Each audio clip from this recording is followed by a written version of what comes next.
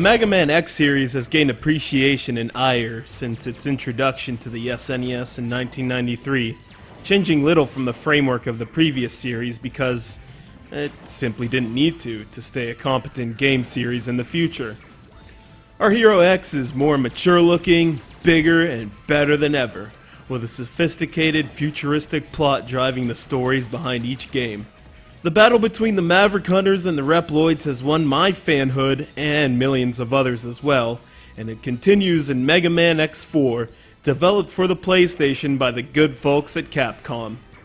Another shout out to David in Ohio for this contribution.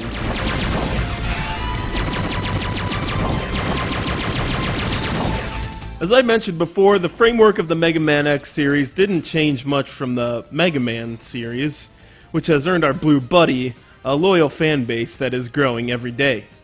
Before I started playing Mega Man X games, I was convinced that Sonic the Hedgehog was my favorite platformer, and now, well, no hard feelings, Sonic, but Mega Man has proved to be a worthy contender.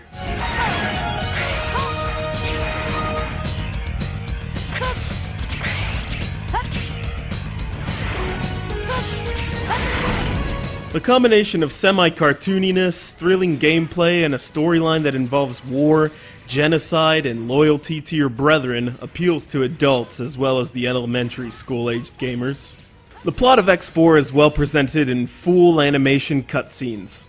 It's the year 21XX, and a new initiative has been issued by Kane Laboratories to develop a military force called the Reploids to help the Maverick Hunters like X fight back against Sigma, should he ever rise again.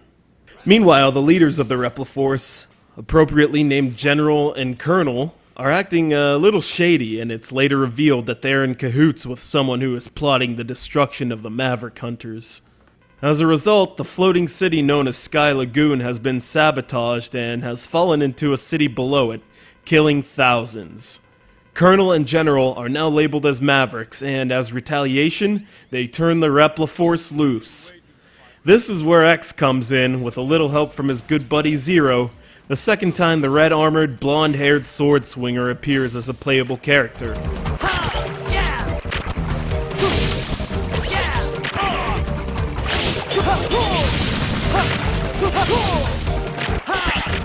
This game is sophisticated in the way that you choose your weapons, boss order, and simply how you go about beating each level. The hardest part, in my opinion, is finding out what type of power you must use against each boss. For example, when you fight against Frost Walrus, who is probably the easiest boss in this game, just keep in mind that fire beats ice. Serious.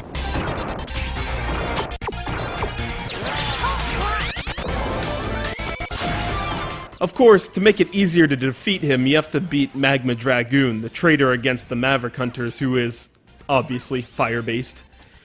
Which in turn means that you have to find his weakness as well. Such is the beauty and the difficulty of X4, having to use strategy to defeat the Repliforce. Also keep in mind that all this changes when you play as Zero. Now, while X has about 11 ways in which to deal with his enemies, Zero has 6 abilities, not to mention his melee-only style of attack.